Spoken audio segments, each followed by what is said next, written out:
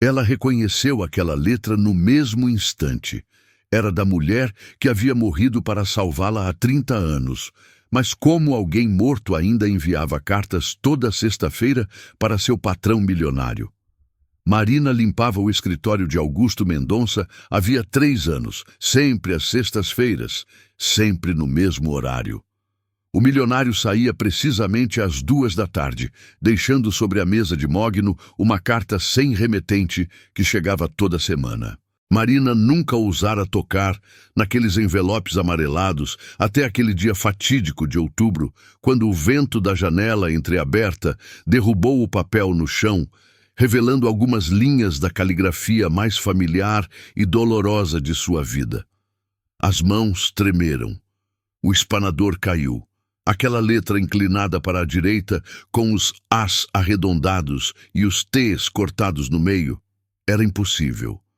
Celeste havia morrido no incêndio do orfanato São Lucas, salvando Marina e outras 3 crianças.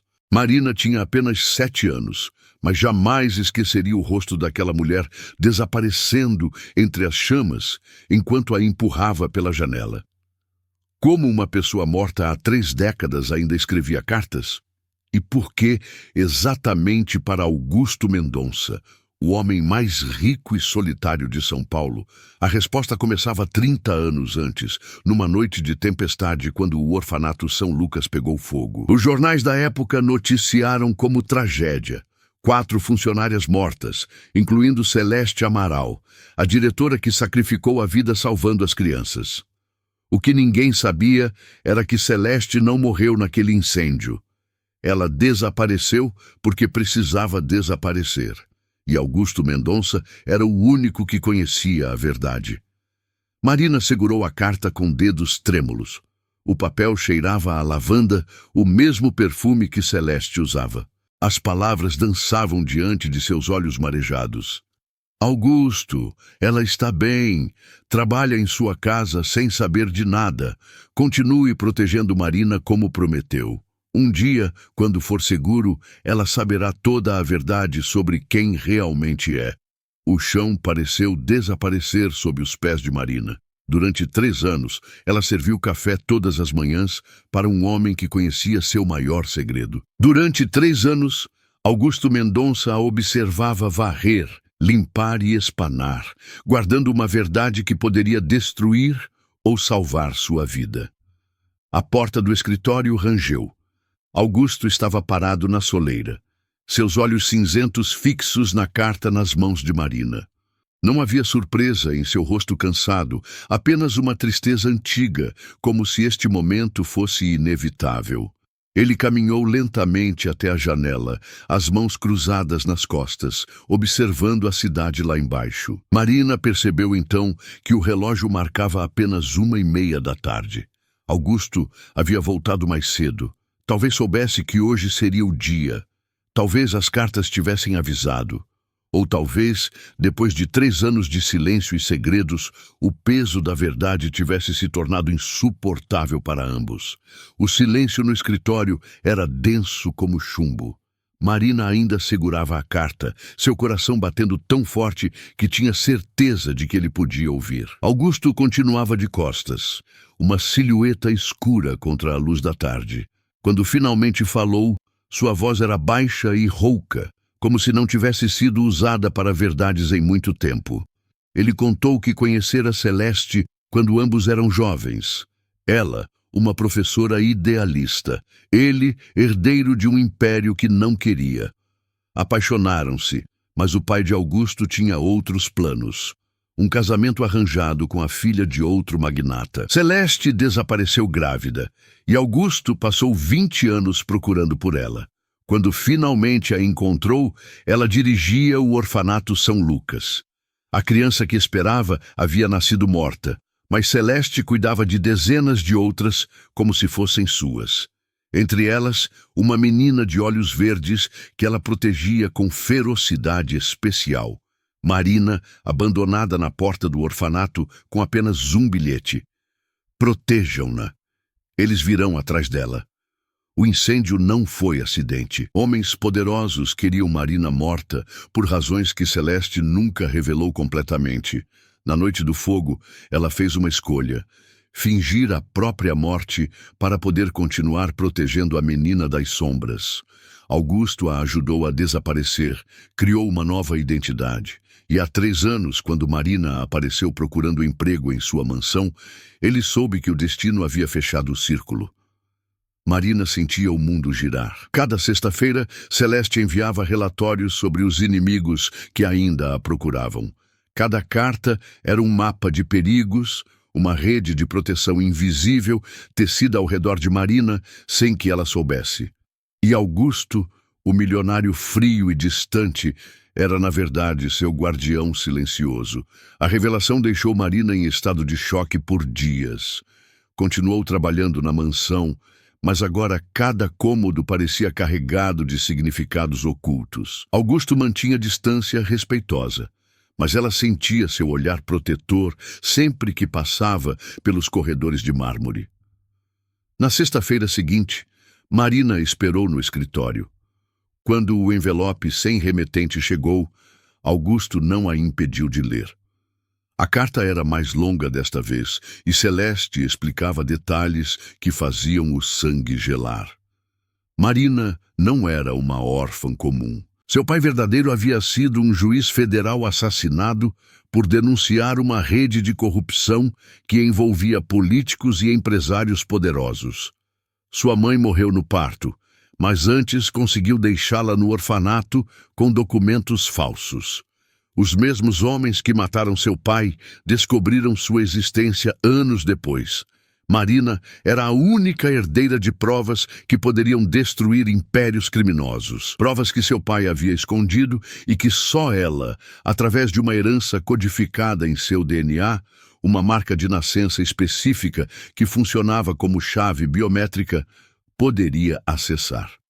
Augusto revelou que seu próprio pai estava entre os criminosos.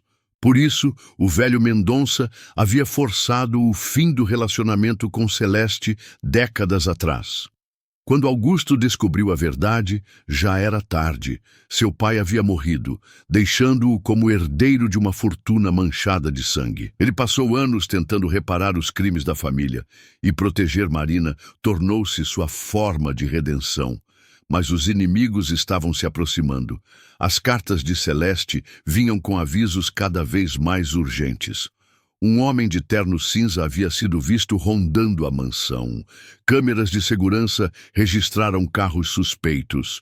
E o mais perturbador, alguém havia tentado acessar os registros de funcionários de Augusto, procurando especificamente por mulheres entre 35 e 40 anos. Marina descobriu que não estava sozinha em seu medo. Rosa, a cozinheira que trabalhava na mansão há 15 anos, confessou que também recebia instruções de Celeste. Carlos, o motorista, era um ex-policial federal que Augusto contratara especificamente para protegê-la. A mansão inteira era uma fortaleza disfarçada, e Marina havia vivido 3 anos no centro de uma conspiração de proteção sem perceber. Uma noite, enquanto limpava a biblioteca, Marina encontrou um álbum de fotografias escondido. Eram fotos de Celeste e Augusto jovens, sorridentes, apaixonados, mas havia também fotos de Marina, criança, no orfanato, tiradas à distância. Augusto a observava há muito mais tempo do que ela imaginava. Em uma das fotos, ela reconheceu um homem ao fundo, o mesmo que agora via ocasionalmente na padaria do bairro, sempre lendo jornal, sempre sozinho. O medo transformou-se em paranoia. Marina começou a ver ameaças em todos os lugares. O entregador que demorava demais na porta. O jardineiro novo que fazia perguntas demais. A vizinha que suddenly mudou-se para a casa ao lado. Augusto tentava acalmá-la, mas ela via preocupação em seus olhos também. Foi então que a carta mais perturbadora chegou. Celeste escrevia com urgência. Eles descobriram que estou viva. Preciso sumir novamente. Esta pode ser minha última carta. Marina precisa acessar o cofre de seu pai antes que seja tarde. A chave está nela, a marca em formato de lua crescente nas costas. Banco Central, cofre 1947. Augusto sabe o resto. Marina correu ao espelho do banheiro, levantando a blusa. A marca de nascença, que sempre considerara uma mancha sem importância, brilhava sob a luz. Um crescente perfeito, com pequenos pontos que formavam uma constelação única. Era uma chave biométrica natural, impossível de falsificar. Augusto já estava fazendo ligações quando ela voltou ao escritório. Seus contatos no governo, na polícia, advogados poderosos, todos foram acionados. Mas ele sabia, assim como Marina, que algumas batalhas precisavam ser enfrentadas, não evitadas. O passado havia finalmente alcançado o presente. Naquela noite, Marina não conseguiu dormir. Ficou na janela do quarto de empregada, observando a cidade. Em algum lugar lá fora, Celeste estava fugindo novamente. Em algum lugar, homens perigosos planejavam sua morte. E ali, naquela mansão que havia sido seu refúgio e prisão, ela precisava decidir: continuar fugindo como Celeste ou enfrentar a verdade como seu pai havia feito. O dia seguinte trouxe uma decisão. Marina desceu as escadas de mármore não mais como empregada, mas como mulher determinada a conhecer sua história. Augusto a esperava na sala, vestido não com seus usuais ternos caros, mas com roupas simples, práticas. Ao seu lado, uma mala pequena e documentos. Eles partiriam para Brasília naquela tarde. O cofre no Banco Central guardava não apenas provas de crimes, mas também uma fortuna em títulos que seu pai havia deixado para ela. Dinheiro limpo, conseguido antes de sua carreira como juiz. Dinheiro que poderia comprar sua liberdade ou financiar sua luta. Mas primeiro havia uma parada a fazer. Augusto dirigiu por 3 horas até uma fazenda isolada no interior. Uma mulher de cabelos grisalhos esperava na varanda. Quando se aproximaram, Marina sentiu as pernas fraquejarem. Os olhos, o sorriso triste, o jeito de inclinar a cabeça era Celeste, envelhecida, mas viva. O abraço durou uma eternidade. 30 anos de saudade, culpa e amor reprimido explodiram em lágrimas que molharam os ombros de ambas. Celeste sussurrava pedidos de perdão que Marina não queria ouvir. Não havia nada a perdoar, apenas amor a recuperar. A reunião na fazenda durou apenas 2 horas, mas mudou tudo. Celeste revelou a verdade completa. Marina não era filha do juiz assassinado, era filha de Augusto. O choque foi como um raio partindo o céu.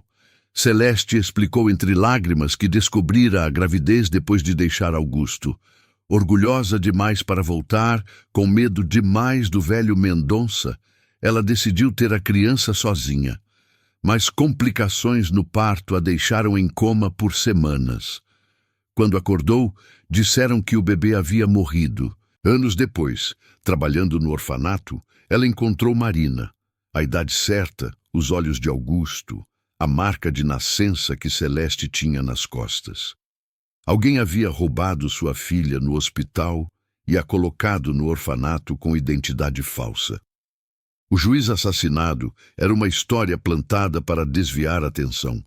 Os verdadeiros criminosos eram outros, a própria família Mendonça, que descobrira sobre a gravidez e arquitetara tudo para que o herdeiro bastardo desaparecesse sem que Augusto soubesse.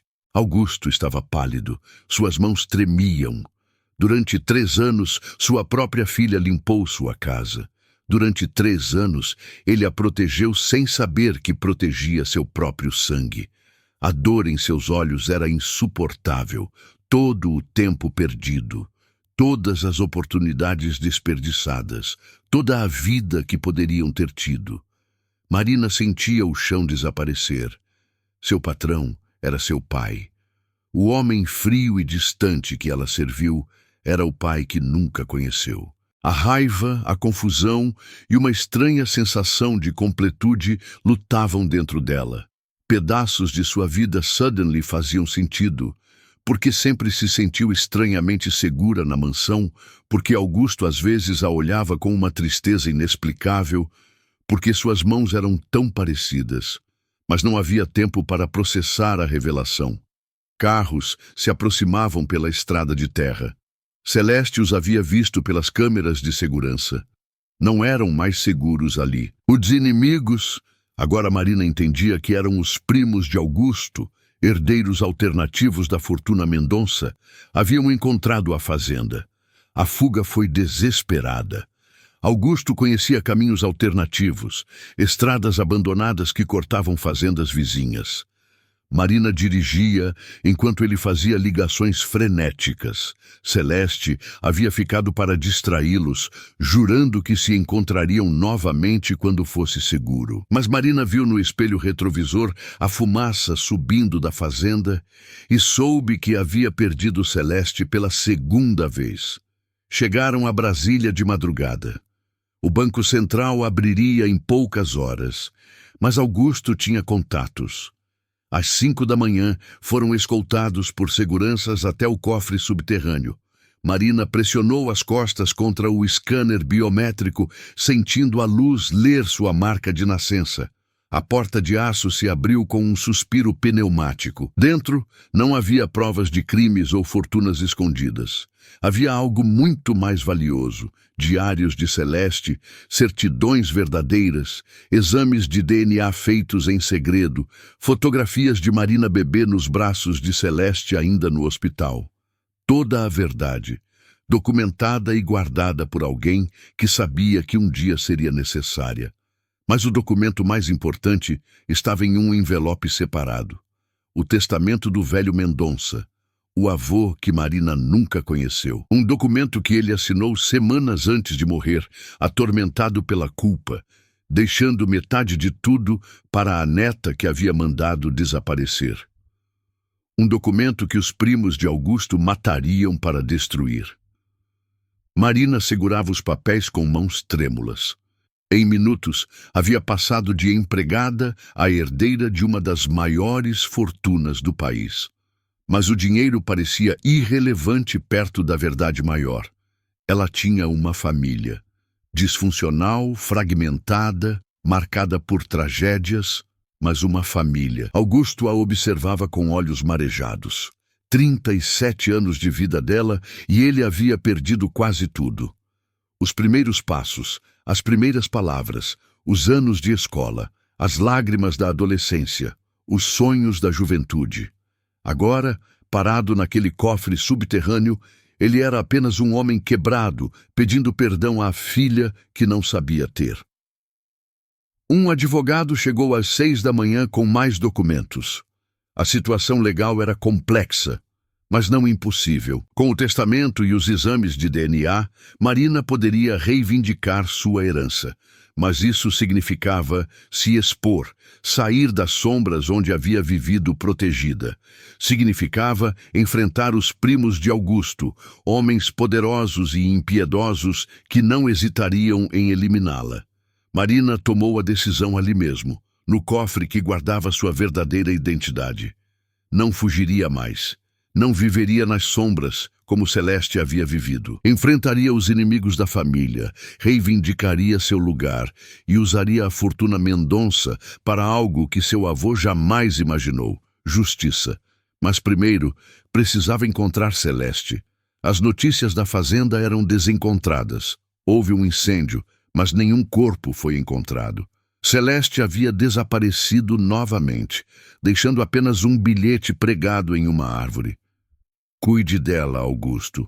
Nosso tempo passou, mas o dela está apenas começando. O Marina fechou os olhos, sentindo o peso de 3 décadas de segredos. Em algum lugar, Celeste continuava fugindo para protegê-la. Em algum lugar, homens perigosos planejavam sua morte. Mas ali, naquele cofre subterrâneo com seu pai ao lado, Marina Mendonça, não mais Marina, a empregada, decidiu que era hora de parar de ser protegida e começar a proteger.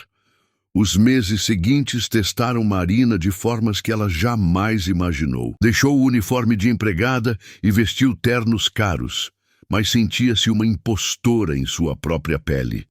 Augusto contratou os melhores advogados, seguranças, professores de etiqueta e negócios. Marina Mendonça precisava aprender em meses o que herdeiros aprendem em décadas. A mansão transformou-se. O quarto de empregada foi abandonado e Marina mudou-se para a ala leste, quartos que haviam sido preparados há 40 anos para a filha que Augusto pensou ter perdido. Encontrou brinquedos ainda em caixas, roupas de bebê preservadas em papel de seda, um berço de madeira nobre que ele havia esculpido com as próprias mãos. Rosa, a cozinheira, tornou-se sua confidente. Revelou que sempre suspeitara de algo. O jeito como Augusto às vezes parava para observar Marina trabalhando, como insistia que ela comesse as melhores refeições, como sua expressão mudava quando ela estava doente. Rosa havia sido instruída a cuidar de Marina como se fosse da família. Agora entendia por quê. Os primos não demoraram a atacar. Processos questionando a validade do testamento, investigações sobre a autenticidade dos documentos, campanhas de difamação na mídia. Marcos Mendonça, o primo mais velho, era especialmente cruel. Espalhou rumores de que Marina era uma golpista, que havia seduzido Augusto, que os exames de DNA eram falsos. Marina descobriu força que não sabia possuir. Cada ataque a tornava mais determinada. Estudava os negócios da família até altas horas. Aprendia sobre investimentos, mercados, estratégias corporativas. Augusto a observava com orgulho crescente. Ela tinha sua inteligência, mas também a coragem de Celeste. Uma noite, enquanto revisavam contratos, Augusto teve um infarto. Marina o encontrou caído no escritório, a mesma sala onde tudo havia começado, com uma carta caída no chão.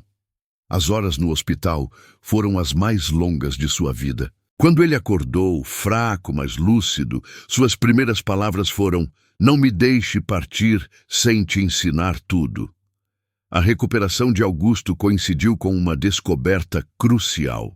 Marina encontrou câmeras de segurança antigas, fitas do dia em que foi deixada no orfanato. A imagem era granulada, mas clara o suficiente. Era Marcos Mendonça, então com 20 anos, deixando um bebê na porta do orfanato São Lucas. Ele sempre soubera quem ela era. O confronto aconteceu na reunião do conselho da empresa. Marina entrou na sala de reuniões, não como a empregada que havia limpado aquela mesa centenas de vezes, mas como Marina Mendonça, herdeira legítima. Apresentou as provas metodicamente: o testamento, os exames, os diários e, finalmente, o vídeo de Marcos. O silêncio foi sepulcral. Marcos tentou negar, depois negociar, finalmente ameaçar. Mas Marina havia aprendido bem. Tinha cópias de tudo em cofres diferentes, advogados em 3 países e uma carta pronta para ser enviada à Polícia Federal caso algo acontecesse com ela ou Augusto. A vitória legal veio 6 meses depois. Marina foi reconhecida como herdeira legítima. Marcos e os outros primos foram afastados da empresa, mas a vitória tinha gosto amargo. Celeste continuava desaparecida e Augusto estava cada vez mais fraco. Marina usou recursos da empresa para procurar Celeste. Detetives particulares, hackers, informantes, todos procuravam a mulher que havia sacrificado tudo para protegê-la. As pistas levavam a diferentes países, identidades falsas, rastros que desapareciam na névoa. Foi Carlos, o motorista, quem trouxe a resposta. Celeste estava em Portugal, vivendo em um pequeno vilarejo perto do porto. Estava doente, câncer em estágio avançado. Havia parado de fugir não por segurança, mas porque não tinha mais forças. Marina voou imediatamente. Encontrou Celeste em uma casa simples com vista para o mar. Estava magra, frágil, mas seus olhos ainda brilhavam com o mesmo amor feroz. Passaram semanas juntas, recuperando 3 décadas de histórias não contadas. Celeste ensinou Marina a cozinhar os pratos que fazia no orfanato, contou sobre seu romance com Augusto, sobre a dor de perder uma filha e a alegria de encontrá-la novamente. Quando ficou claro que Celeste não melhoraria, Marina tomou uma decisão. Trouxe-a de volta ao Brasil para a mansão Mendonça. Augusto e Celeste se reencontraram depois de 40 anos, dois amores envelhecidos pelo tempo e pela dor, mas ainda conectados por algo que transcendia tudo. Os três passaram o outono juntos. Pela manhã, tomavam café no jardim. À tarde, Celeste e Marina organizavam as cartas, centenas delas escritas ao longo de 3 anos, cada uma prova de amor e proteção. À noite, Augusto tocava piano enquanto Celeste e Marina dançavam devagar na sala de música. Marina aprendeu sobre perdão naqueles meses. Perdoou Augusto por não tê-la procurado antes. Perdoou Celeste por tê-la deixado pensar que era órfã. Perdoou até Marcos, entendendo que ele havia sido envenenado pela ganância desde jovem. Mas mais importante, perdoou a si mesma por todos os anos em que sentiu não pertencer a lugar nenhum. A empresa Mendonça começou a mudar sob sua liderança, compartilhada com Augusto.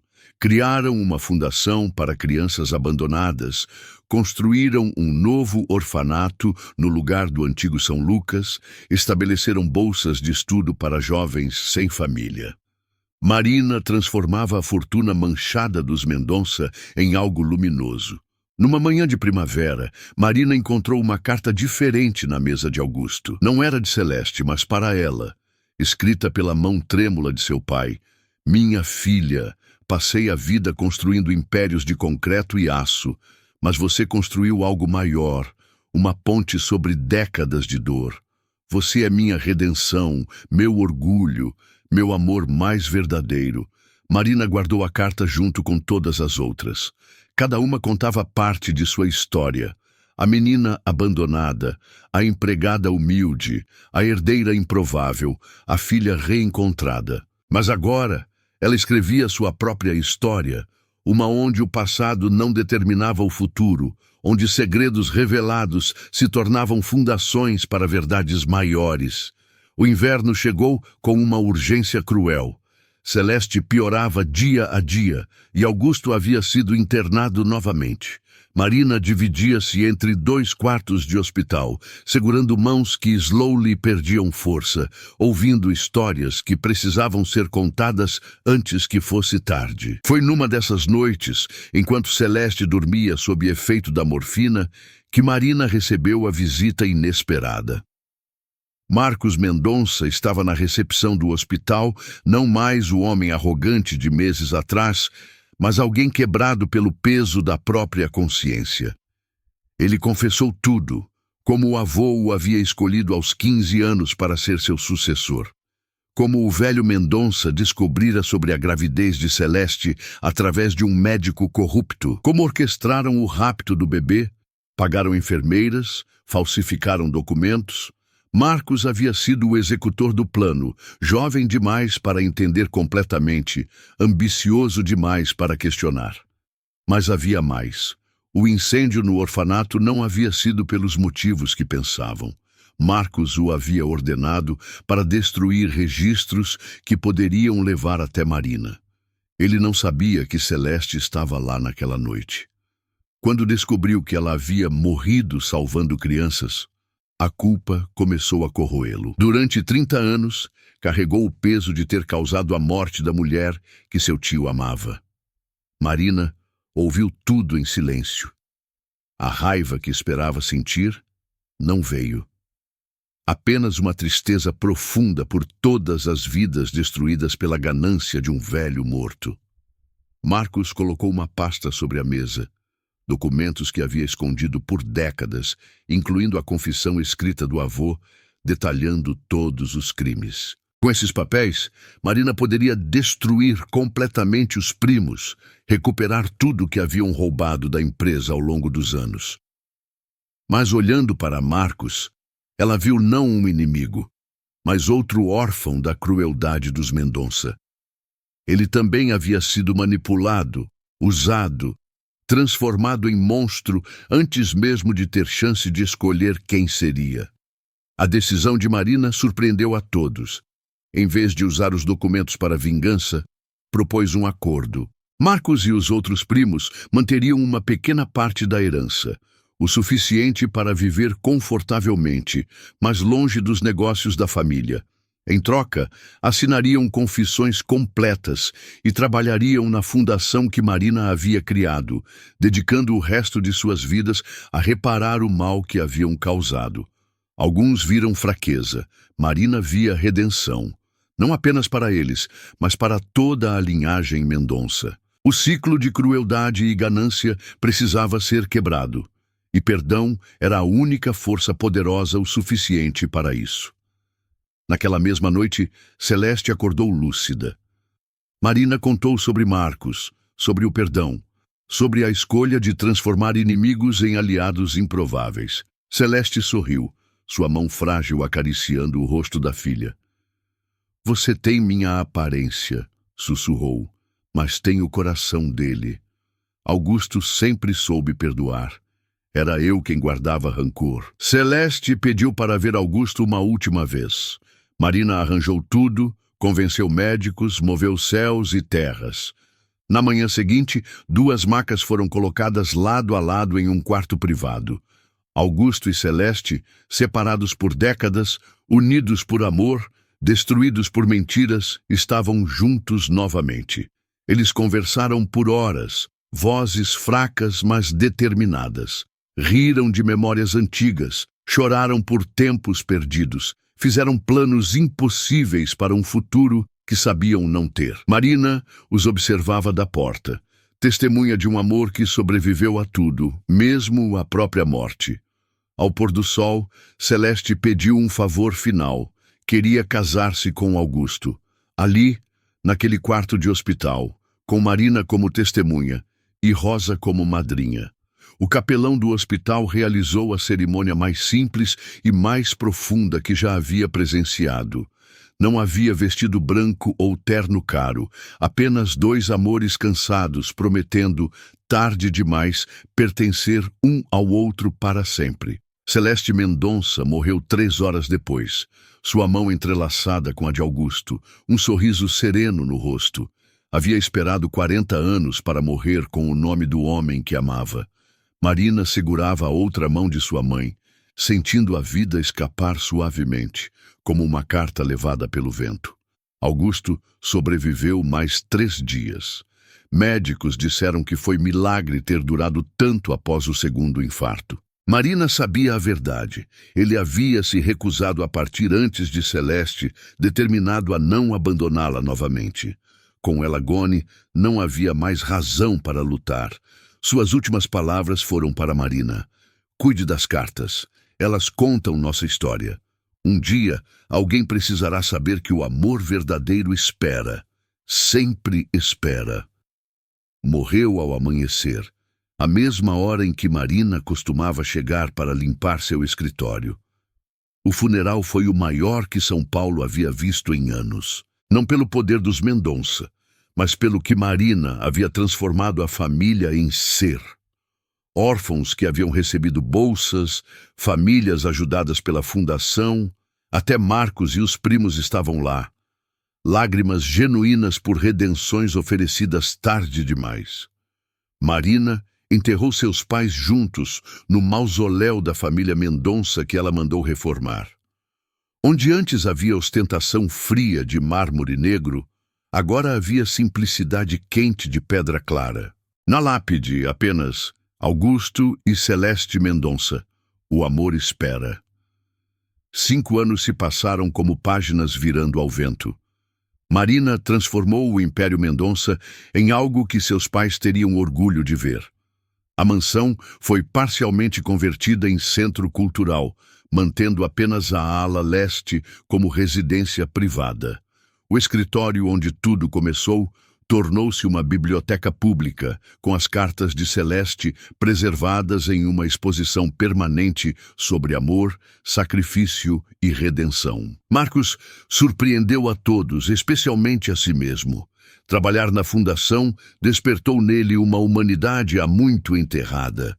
Tornou-se o diretor do novo orfanato, dedicando cada dia a cuidar de crianças como Marina havia sido. Nas noites difíceis, quando a culpa ameaçava consumi-lo, Marina o visitava e juntos reliam as cartas de Celeste, encontrando perdão nas palavras de uma mulher que havia perdoado o imperdoável. Rosa continuou na mansão, agora como governanta-chefe, mas principalmente como a avó que Marina nunca teve. Carlos aposentou-se, mas visitava semanalmente, trazendo flores para o jardim que Marina havia criado em memória de seus pais. Cada rosa branca representava uma carta, cada lírio amarelo um ano perdido, cada girassol um momento de alegria roubado que eles conseguiram recuperar no final. Marina descobriu o amor em um lugar inesperado. Rafael era arquiteto, contratado para restaurar o orfanato São Lucas. Filho de uma das crianças que Celeste havia salvado no incêndio, ele cresceu ouvindo histórias sobre a diretora heróica. Quando descobriu que Marina era filha dela, a conexão foi instantânea e profunda. Casaram-se em uma cerimônia simples no jardim da mansão, exatamente onde Augusto e Celeste costumavam tomar café. Marina usou o vestido que encontrou no sótão, o mesmo que Celeste havia comprado para seu casamento com Augusto, que nunca aconteceu. Alguns viram superstição. Marina via continuação. O primeiro filho chegou em uma manhã de primavera. Marina o chamou de Lucas Augusto, honrando o orfanato onde sua história começou e o pai que a protegeu sem saber. Quando o bebê abriu os olhos pela primeira vez, eram cinzentos como os de Augusto, mas com o brilho determinado de Celeste. Este nasceu 2 anos depois, no aniversário de morte de sua avó. Marina a criava com histórias sobre a mulher corajosa que sacrificou tudo por amor, sobre o avô que esperou décadas por redenção, sobre como segredos podem proteger, mas também destruir, e como a verdade, por mais dolorosa, sempre liberta. Marina mantinha uma rotina que surpreendia muitos. Toda sexta-feira, às 14h, sentava-se no antigo escritório de Augusto e escrevia cartas. Não tinha um destinatário específico. Eram para seus filhos quando crescessem, para as crianças do orfanato, para qualquer um que precisasse saber que não estava sozinho, que alguém, em algum lugar, se importava. As cartas falavam sobre perdão, sobre a coragem necessária para confiar depois de ser traída, sobre como o amor verdadeiro às vezes precisa esperar décadas para florescer. Mas principalmente falavam sobre escolhas, como cada dia oferece a chance de escolher crueldade ou bondade, vingança ou perdão, sombras ou luz. Um dia, limpando o sótão, Marina encontrou uma caixa que havia passado despercebida. Dentro, centenas de cartas que Augusto havia escrito para Celeste, mas nunca enviou. 40 anos de palavras não ditas, amor não expressado, desculpas não oferecidas. Marina as leu todas, lágrimas borrando a tinta antiga, entendendo finalmente a dimensão completa da tragédia que havia unido e separado seus pais. Decidiu publicá-las, junto com as cartas de Celeste. O livro, Cartas através do Tempo, tornou-se mais que um best-seller. Tornou-se um fenômeno sobre amor, perda e a coragem de esperar. Os lucros foram todos para a fundação, financiando bolsas para órfãos, programas de proteção para crianças em risco, centros de acolhimento para mulheres que precisavam desaparecer para sobreviver. Marina recebia cartas de todo o país. Pessoas que haviam encontrado força para perdoar, coragem para revelar segredos, esperança para esperar pelo amor. Cada carta era respondida pessoalmente, cada história honrada. O escritório, que havia sido símbolo do poder frio dos Mendonça, tornou-se um farol de conexão humana. Numa tarde de outono, Marina recebeu uma visita inesperada. Uma mulher idosa, apoiada em uma bengala, apareceu na porta da mansão. Era Teresa, a enfermeira que havia ajudado no rapto de Marina bebê.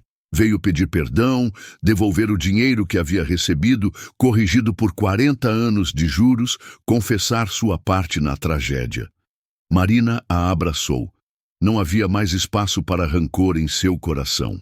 Teresa chorou como não chorava há décadas. O peso da culpa finally levantado. Marina a convidou para trabalhar no orfanato, cuidando de bebês abandonados, transformando culpa em cuidado, remorso em redenção. O Império Mendonça continuou a crescer, mas agora cada lucro tinha propósito. Marina criou um protocolo. Para cada milhão ganho, uma criança recebia educação completa. Para cada prédio construído, uma casa popular era doada. Para cada sucesso empresarial, uma família em necessidade era amparada. Os filhos cresciam ouvindo as histórias, entendendo seu legado não como peso, mas como responsabilidade sagrada. Lucas mostrava a mesma inteligência aguçada de Augusto, mas temperada com a empatia de Marina. Celeste tinha o espírito indomável de sua avó, mas com a sabedoria de não precisar fugir para proteger o que amava. Marina os ensinava no mesmo escritório onde havia descoberto sua verdadeira identidade. As paredes agora exibiam as cartas emolduradas, não como relíquias de dor, mas como lembretes de que o amor encontra caminhos, mesmo através de décadas de mentiras. Cada carta era uma lição sobre paciência, sobre sacrifício, sobre a coragem necessária para confiar quando tudo convida à desconfiança. 20 anos depois daquela tarde fatídica, quando uma carta caiu no chão, Marina estava novamente no escritório. Seus cabelos mostravam fios prateados prematuros, herança do estresse de reconstruir um império e uma família simultaneamente. Mas seus olhos mantinham o mesmo brilho determinado, a mesma mistura de Augusto e Celeste que a tornava única. Lucas, agora com 18 anos, havia sido aceito em Harvard para estudar direito, determinado a continuar o trabalho do avô que nunca conheceu. O juiz assassinado, cuja identidade havia protegido Marina por tantos anos. Celeste, aos 16, liderava programas jovens na fundação, sua paixão por justiça social, fazendo a avó sorrir de algum lugar além. Rafael entrou no escritório carregando café, o mesmo ritual que Marina havia realizado centenas de vezes como empregada. Sentaram-se juntos, observando a cidade através da mesma janela onde Augusto havia contemplado seus segredos. São Paulo havia mudado, crescido, mas algumas coisas permaneciam eternas. Marina abriu a gaveta especial, onde guardava as cartas mais preciosas. A última carta de Celeste, ainda selada, esperava o momento certo. As instruções eram claras: abrir apenas quando Marina tivesse netos, quando o ciclo começasse novamente. Ela sorriu, guardando-a de volta. Ainda não era hora. Marcos entrou sem bater, costume adquirido em 2 décadas de redenção.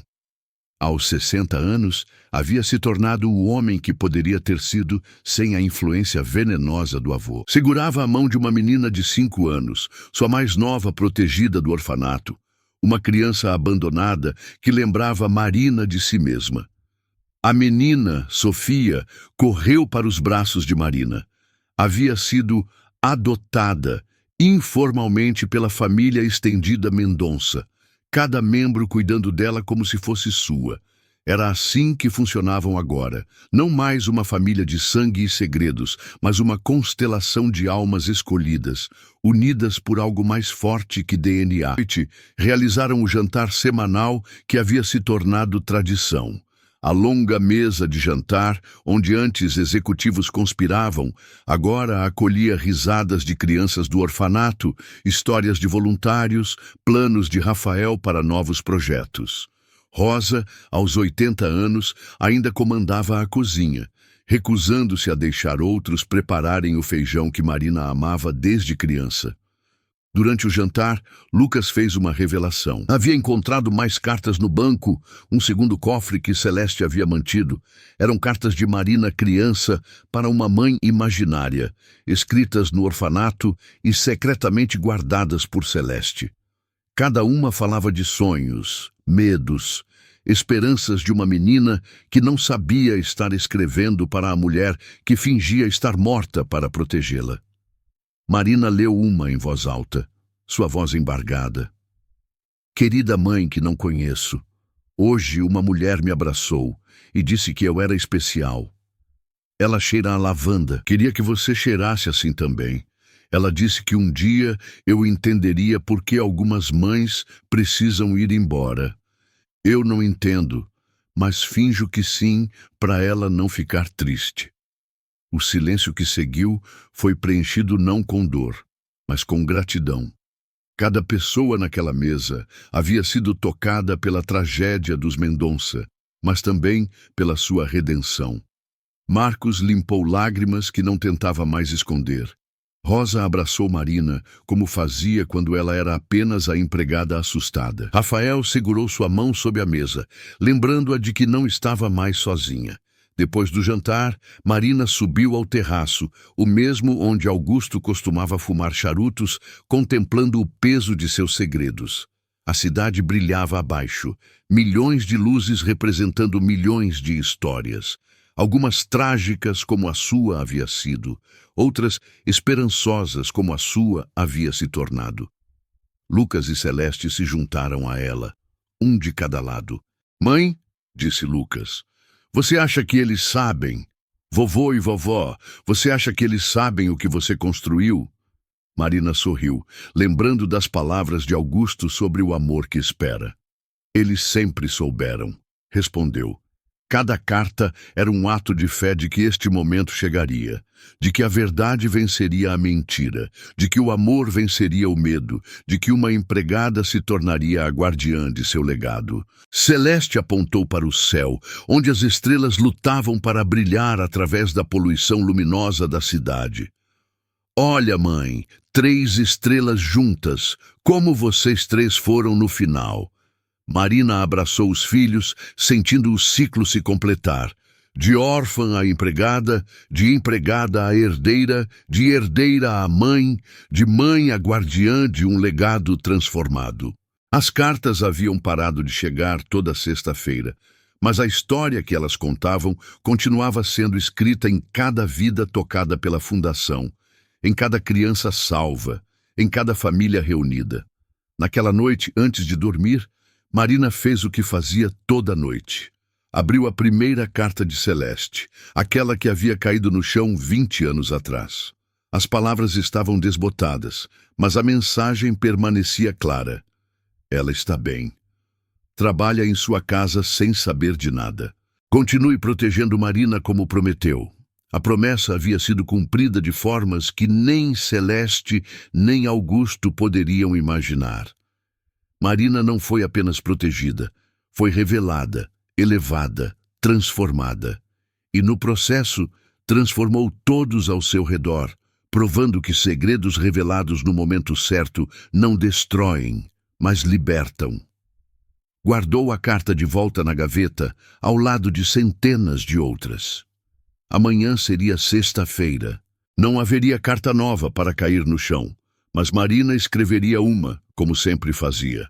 Desta vez, endereçada aos netos que um dia viriam, contando a história da empregada que descobriu ser princesa, do milionário que descobriu ser pai, da mulher morta que estava viva, e de como o amor, o verdadeiro amor, sempre encontra uma forma de se revelar, mesmo que leve 30 anos e centenas de cartas para isso. Marina fechou os olhos naquela última noite, as cartas repousando ao seu lado como guardiãs de papel de uma história impossível que havia se tornado realidade. Se você também acredita que o amor verdadeiro espera, que segredos podem libertar e que toda empregada pode carregar o sangue de um império, se esta história tocou seu coração como as cartas de Celeste tocaram o de Marina, então faça parte desta família. Inscreva-se no canal e receba toda semana uma nova história que provará que a vida real supera qualquer ficção. Porque em algum lugar, agora mesmo, alguém está descobrindo uma carta que mudará tudo. Não perca a próxima revelação